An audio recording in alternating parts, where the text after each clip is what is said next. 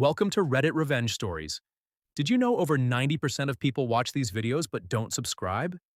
If you enjoy stories of justice and payback, make sure to hit that subscribe button. It really helps the channel grow. And don't forget to like the video if you're ready for today's story. Let's get to the story. I never thought I'd be the kind of man to tell a story like this. I always believed that as long as I stayed loyal, honest, and supportive, the woman I married would stand by me.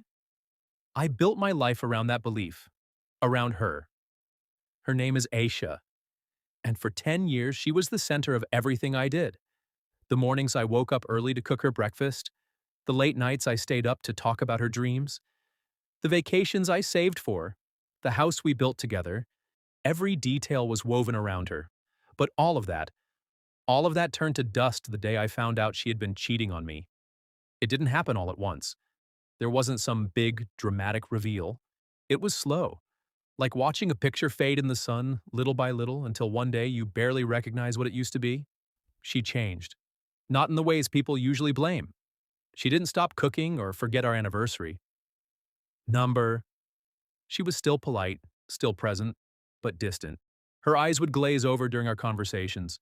She'd smile, but only with her mouth. Her laughter felt forced.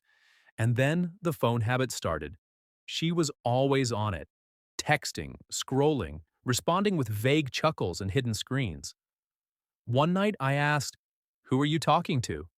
She paused, blinked, and said, "Just a friend from work." "You don't know him." That last part hit me. You don't know him. Why not? Why hadn't I met this guy? We shared everything.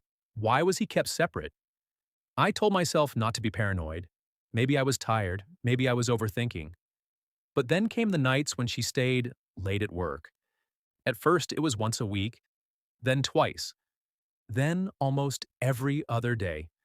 I would cook dinner, keep it warm, and wait, and wait, and wait. I told myself she was just ambitious. But one night, I decided to surprise her with her favorite flowers. I even made a card. I drove to her office. I waited in the parking lot, watching as the building emptied. No Aisha, I waited another hour. Still nothing. So I went inside. The receptionist looked confused when I asked for Aisha. "Oh, she left hours ago," she said. My stomach turned. I didn't say anything. I just smiled and walked away, trying to keep my hands from shaking. I drove around the area like a madman, thinking maybe she had gone somewhere nearby. A cafe? A colleague's house? Nothing made sense. I drove back home, parked, and sat in silence. When she returned 3 hours later, I asked her how work was. She smiled and said, "Long. So many reports." I nodded, pretending to believe her. That night, I couldn't sleep. The next day, I took a half day off work and installed a small tracker in her car. I didn't feel proud doing it, but I needed the truth, even if it shattered everything. For 3 days, the car's location stayed consistent. Work, home, work, home. On the fourth day, the pattern broke. At 6:15 p.m., she left her office. I saw the notification on my phone, but she didn't drive home. She drove to a residential area, parked in front of a small white house, and stayed there for 2 hours. I stared at the map. My chest burned. I couldn't breathe. The next day, I followed her. I left work early, drove separately, stayed far behind. She didn't notice.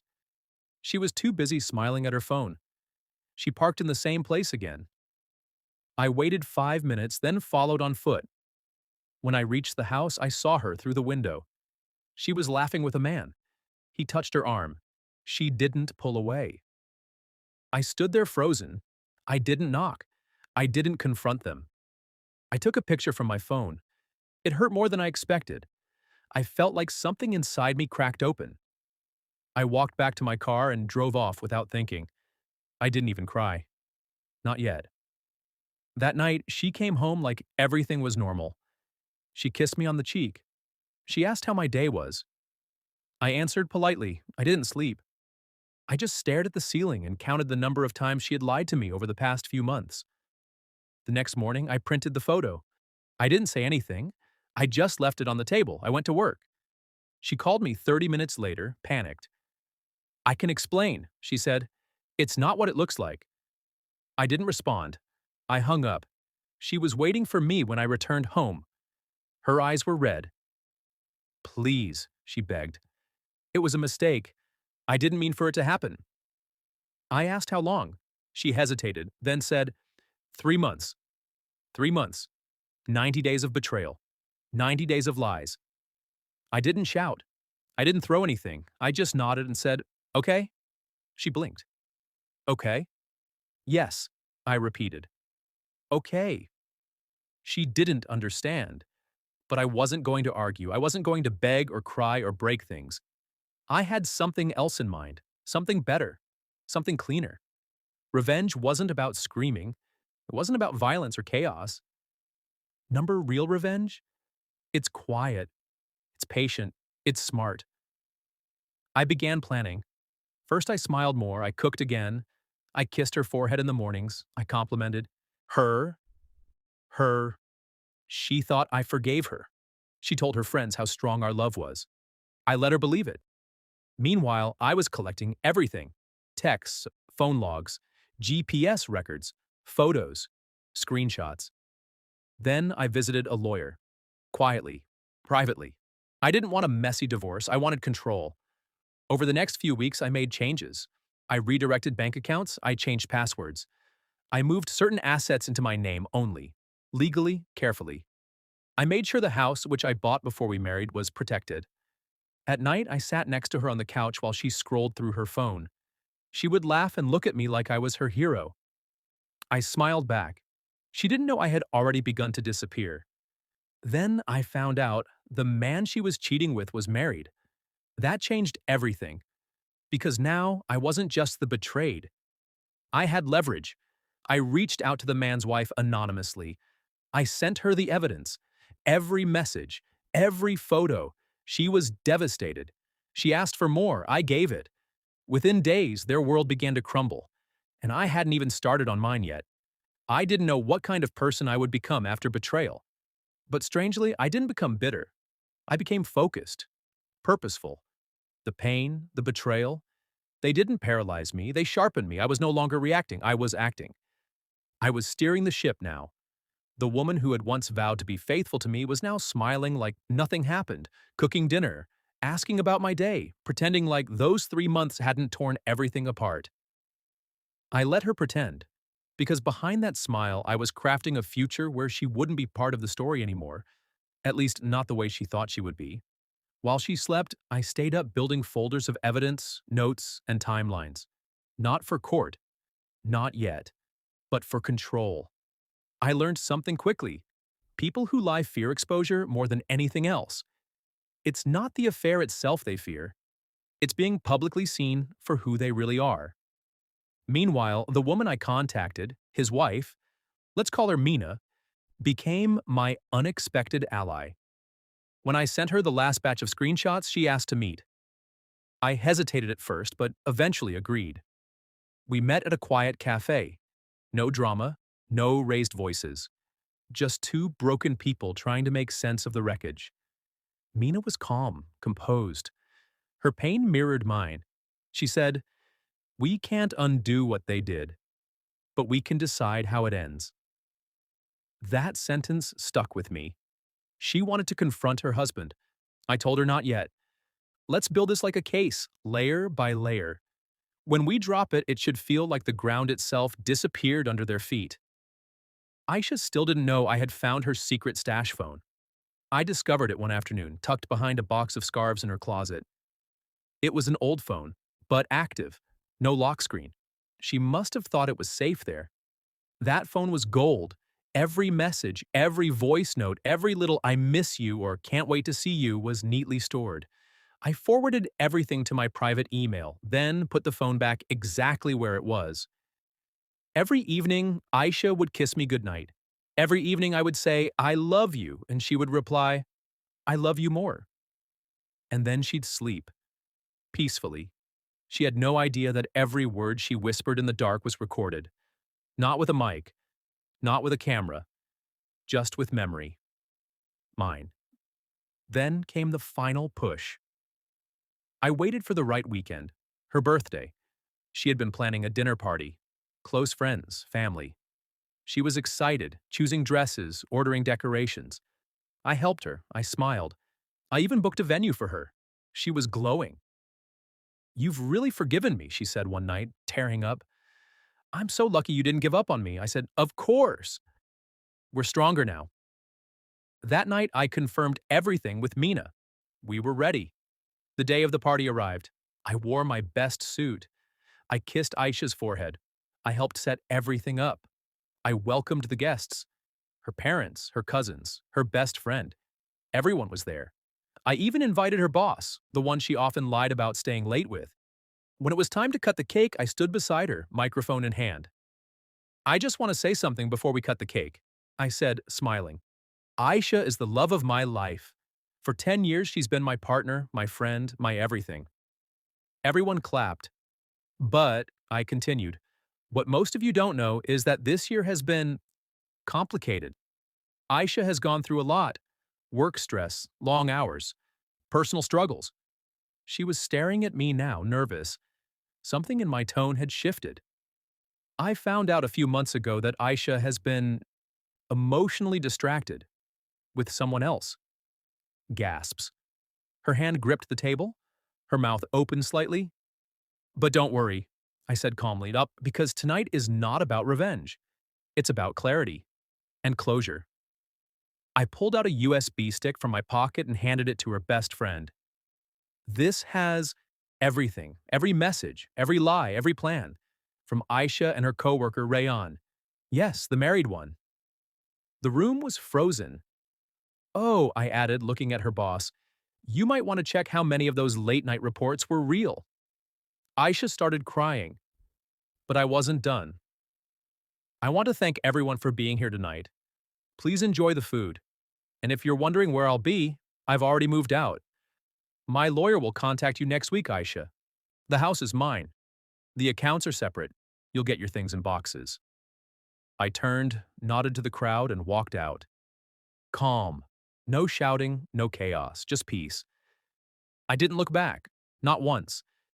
That night, I slept like a child in a hotel suite I had reserved weeks in advance. No guilt, no pain, just relief. The next day, my inbox was full. Texts, emails, missed calls. I ignored them all, except one. Mina had messaged me. Just 2 words. "He's gone." Apparently, her husband had packed up and left after the exposure. She had filed for divorce. She said she finally felt free. So did I. Over the next few weeks, I finalized everything. My lawyer was sharp, detailed. We presented everything. Messages, locations, financial shifts. She had no ground to stand on. I didn't take everything from her. Just what was fair. The house, my savings, my peace. Aisha tried to reach out many times. She left voice notes crying, apologizing, blaming stress, blaming loneliness. She said it wasn't love, just a mistake. But a mistake repeated isn't a mistake. It's a choice. I never responded. But revenge? That wasn't the end. Because something unexpected happened after all this. People started coming to me, friends, coworkers, even strangers. They wanted to talk. They had stories, betrayals, secrets. They asked how I stayed so calm, how I kept my dignity. I told them the truth. The best revenge is to remove the one who betrayed you and still thrive. Eventually, I started a small blog, anonymously. I wrote about the process, about pain, about healing. It picked up traction. Thousands of readers. Messages from people who said my story helped them walk away from toxic relationships. Some of them sent long emails. Some just wrote, "Thank you." One day, I saw Aisha at the grocery store. Months had passed. She looked thinner, tired. She gave a small wave. I nodded. That was it. I didn't hate her. I just no longer needed her in my life. I had already won, and not by destroying her, but by rebuilding myself. The man who was once broken by betrayal was now stronger, wiser, freer. But this story isn't over yet, because what happened next changed everything. 6 months passed after I walked away from Aisha's birthday party. I thought that was the end of the story, the final scene. But real life doesn't close like a movie. Sometimes, even after the curtain falls, there are echoes. At first, I was focused on rebuilding, not just my life, but myself. I moved into a new apartment, smaller, but mine. No memories tied to betrayal. I filled it with peace, books, plants, silence. I took up early morning runs and started writing more. My anonymous blog had grown into a small community. People shared their pain, their stories, their survival. It helped them, but truthfully, it helped me more. It reminded me I wasn't alone, and that even betrayal had a purpose. It wakes you up. But just as things were finally settling, I got a call that pulled me back into the mess I thought I had left behind. It was Mina. Her voice was trembling. "I think they're trying to ruin us," she said. "Rayon's friends. He's been saying things, spreading lies, at work, online, that you made it all up, that I cheated too." I should have seen it coming. When you take dignity from people who've built their lives on secrets, they don't just accept it. They claw back no matter how dirty it gets. I met with Mina again. She showed me screenshots, posts on burner accounts, subtle enough not to get flagged but cruel enough to damage reputations. One claimed our divorce scheme was a scam. Another accused me of hacking their phones. One even suggested I was the one who had cheated, and Aisha had snapped. Lies. They were trying to flip the story. I knew what they were doing, making noise. They didn't want revenge. They wanted to confuse the truth, make it blurry, discredit us, so their own shame would disappear in the fog. I could have ignored it, but I didn't. Because letting liars rewrite your story, that's the only real defeat. So I took a deep breath and decided to go public. Not with anger, not with hate, just the truth. I revealed my identity on the blog, shared the story from the start, the phone logs, the screenshots, the emotional damage, the quiet nights of pretending everything was fine while my life was being stolen in pieces. But I didn't attack. I didn't name Aisha or Ryan directly. I let the facts speak. I didn't ask for pity. I asked for understanding. No, there are. Response? Massive. People flooded the site. Support came from everywhere: men, women, married, divorced, betrayed, healing. Some had kept quiet for years, scared no one would believe them. But my voice gave them permission to speak. A journalist reached out asking to feature my story, anonymously if I preferred. I said yes. The article went viral. It wasn't framed as drama. It was framed as dignity and betrayal. And with it came a wave of accountability. I found out Aisha had lost her job not long after our divorce. Not because of me, but because the company found out she'd lied about sick days and falsified documents to cover up her absences. Ryan? His marriage dissolved. His position was reassigned. He left the city shortly after. And I got a book deal. A small publishing house contacted me. They wanted to turn my blog into a memoir. Not about revenge, they said, but about rising. That word stayed with me. I took the deal. I spent the next few months shaping the book. It was hard, reliving everything, but it felt like therapy, like I was cutting out the last infected parts of a wound that was finally healing. Then, something unexpected happened. One day, while signing copies at a local bookstore event, I saw a familiar face in the crowd. Aisha. She looked older, worn, not physically but emotionally. She waited until everyone else had gone. Then she came forward. She didn't say much. "I read the book," she said softly. I looked at her. "Okay, I deserved it." I stayed silent. She looked down. "I'm sorry." I nodded. "I know." She started to cry. "I lost everything." I looked her in the eye. "Number, you lost me. Everything else was just the consequences." She stood there for a moment longer, like she wanted to say more but didn't know how. Eventually, she turned and walked out of the store. I never saw her again, and I didn't need to, because I had already forgiven her. Not for her, for me.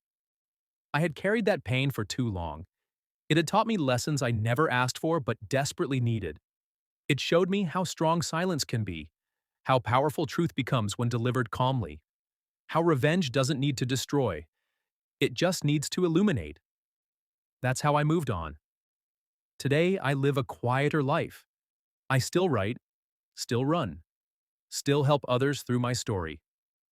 Sometimes people ask me, if you could go back and undo it all, would you? And my answer is always the same. Number.